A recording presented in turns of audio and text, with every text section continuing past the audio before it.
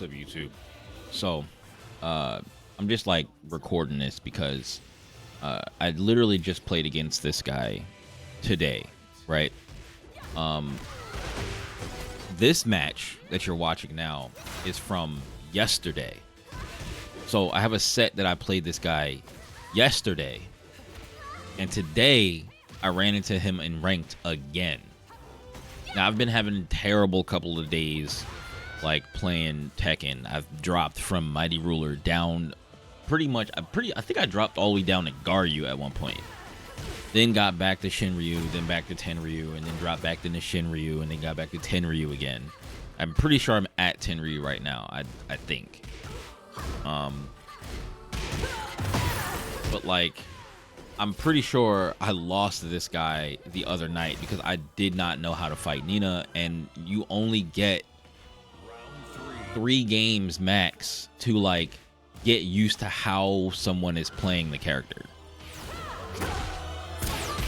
Like, you can go, lab the character or whatever and try to learn stuff about the character, but everybody plays the characters differently. So like, some people will use the things that you're having an issue with a lot. Some people won't use those things. They'll use different things that you'll have new problems with. I really wish that they would bring back infinite rematch in casual mode, because that way, at least when you run into a problem, or you run into a situation that will come up often if you're playing somebody for a long set, then you guys will adapt back and forth, right? As long as the person stays there. Usually I would like to stay in the match, or stay in the set until the other person leaves. Like, that's how I normally play. Now, when I played this guy today, we're gonna watch the set from today, and at first I got worked in the first match, and I was just like, dog, I don't want to play this. And I was like, you know what, nah, I think I recognize this guy. I gotta try to beat this dude. Now, I only recognize him because I think I recognize his character. I don't know if he recognized that it was me from playing him the other night because I had a different costume on. But so 1 second.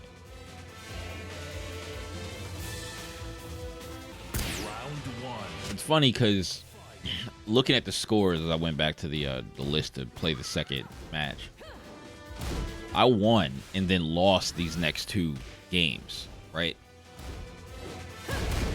The fact that I beat this guy, I don't even know. I don't even know. You know what it was? It was that move. That move where she like jumps over. She does like a wheel kick or whatever it's called. Like, she just jumps over and it looks like she hits you like mid, and then he does like a low from that into a mid. I had to learn how to block that really quickly because I was like, I can't be losing to that move. And I was like, I know I'll start to see what is what. And I also started learning how to break, or I learned how to break the her grab where she does that chain grab where she's standing up. That one I realized how to break it in the match from today. Like, I broke it a couple of times in this match, but I didn't really know. Like, I think I just kind of like was mashing 1 or 2 and was hoping that I would get out. That move right there destroyed me. I was like, I can't see that. I remember yesterday when I got hit with it, and I was like, dog, how am I supposed to know? How am I supposed to know? Especially in the first of two. In the first of two, when you don't see it enough times, that's the way a lot of these moves are. Like, another thing that happened today, I was playing against a Hwoarang, and the move that is, I think it's a +5 on block jab from Flamingo, I'm pretty sure. And that move is a high, and I thought it was a mid because of the way it looked. It's really low, like it's really low to the ground, right? Not like low to the ground, but like it looks like it would be a mid and not a high. So like while I'm playing against Hwoarangs and I see, you know, they hit me with like a mid and another mid or whatever, and then they do hold on. Go to the next match. Round 1. So yeah, I forgot what I was saying. I know I was talking about Hwoarang and the mid or whatever. It looks though there's a lot of moves in the game that look like mids but are like highs, or look like they actually I don't think any highs really look like mids, because usually like some of the highs will point directly up in the air. Some moves give you a clear understanding of that's a high, right? Some moves don't. Like another move that looks like it would be a mid is like Jack's like sidekick, where you block it and he's plus, but you can duck it. And if you don't know, or you're looking at the game, or you're looking at the character, you're focused on your opponent's character, and you're looking at the animations, looking for where you can duck some highs. Some of those moves just look like they're mids, so like it doesn't trigger in your head to go, oh, that's a high. I need to duck here, and I could probably see if I can duck and punish, right? Some kicks are clearly highs, right? But then some kicks, you know what? Some kicks do have, or some moves do look like they're going to be highs, but the animation starts, it looks like a high, and then it turns into a mid, and then you get smoked. These are the matches from today, right before I decided to record this. So this custom, I just made this random custom. I thought it looked pretty cool. I finished the battle pass, so I had 650 coins sitting on my account. So I was like, okay, I'll get the pass, and I got the coins right back. So I'm only gonna buy the pass if I finish it completely. Anyway, there's this move, and I recognized the character, and I was like, yeah, I played this person before, and then I remember Lambo, but I kept getting smoked by this move, and I was like, I need to pinpoint this move, and I need to block it, and I need to block it, because if I don't learn how to block this move, I'm going to get smoked by this move all game, and it's not going to be cool. So I'm almost sure that move got Lambo to Flame Ruler from Mighty Ruler last night. I'm sure of it, because I'm sure that people are not blocking that, you know? And then Nina is hard enough to fight as it is. I get smoked by this move so hard in this first match. And this is why I want infinite rematch in casual, so that I can learn these things faster. Because like I don't play against Ninas all the time. He's the only Nina I played against between yesterday and today. From the time I played him yesterday while I was streaming, right, and all the rest of the games, I haven't played any Ninas. I played 2 Ninas. I played 1 Nina yesterday, and I played 1 Nina today, and it was him.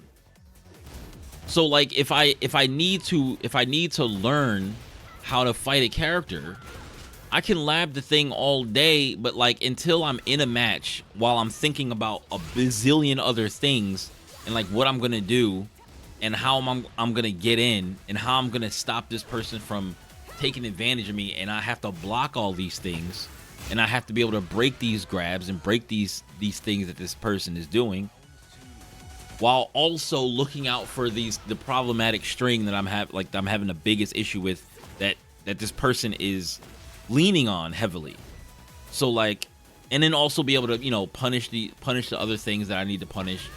make sure I block hell sweeps and punish those, or try to at least block them and punish them to get my damage. And this is why I think I started to realize that I could break that with 2. So I would just hold, maybe it might be 2, I don't know, but that was early. I think I broke that a little bit earlier. But I know that the standing chain grab that she does, or at least to my knowledge from the only fighting him 2 times in 2 days, or 2 Ninas, or a Nina in 1 Nina in 2 days, that I can hold 2 and get out of her standing grab by the end of it, which definitely helped me later on in the set, when I would have definitely died. I'm pretty sure I would have died if I didn't break the whole chain grab. So like breaking the end of the chain grab allowed me to survive long enough that I don't know if I won that round though, but we'll find out later. And this is where I start blocking. I start blocking this move, and I'm like, okay, I need to continue to block this move. I'll be scared to do that all the time. I need to have something else. I probably should just do 4-4-2-3 maybe. I don't know. Like running up to somebody and doing something. I feel like I need to have something that I just broke it with 2 there. I need to have something so when people are on the ground, besides down back 1+2, that I can hit them on the ground if they stay on the ground and if they decide to try to get up. Like I don't know if Alyssa has anything like that off the top of my head, but that's something I gotta look into, because I know a lot of characters have these things where like Steel Pedal or like other characters have these kicks that they just run up to you and do it, and if you stayed on the ground, you get hit. If you don't stay on the ground, you still get hit. Like so, like if you get up, you get launched, right? But if you don't get up, then you get like pancaked or whatever. But you still get hit, like you still take damage. And I think Nina can do the same thing. Is it Nina I'm thinking about? Or I think Jun can do it. I think Asuka can do it. Where it's like they have to waste very little bit of brain power to go, okay, well, this person is staying on the ground, and if they get up, then they get hit. If they don't get up, they still get hit. You know what I mean? So, and then figuring out how to like get around those type of things, where it's like I think I have to see this blocking punish was crucial. I was praying that the character wouldn't hit the wall while I was doing this combo, because sometimes when you're that close to the wall, if they clip the wall and you try to super, the super will either whiff or completely miss. It sucks. So this is like the last game. Like I was surprised with myself that like I actually like put in work in the last round. I mean in the last match. And now I'm like, okay. He switched up the way he was playing a little bit, switched up how he was playing neutral and the buttons that he was throwing out. So I was like, all right, I have to. Okay, I was like that was like, okay, cool. Okay, now I got a little bit of momentum. I got rage, hit him with rage, and you know. So I'm like, all right, now I'm thinking like, all right, do I run up and do running 3-4? I guess, but I get power crushed. So I'm like, okay. Smoked free, right? But I did end his streak. He had a 5-win streak, so I ended his streak, or 6-win streak. I think it was 5 or 6. I might have been number 6.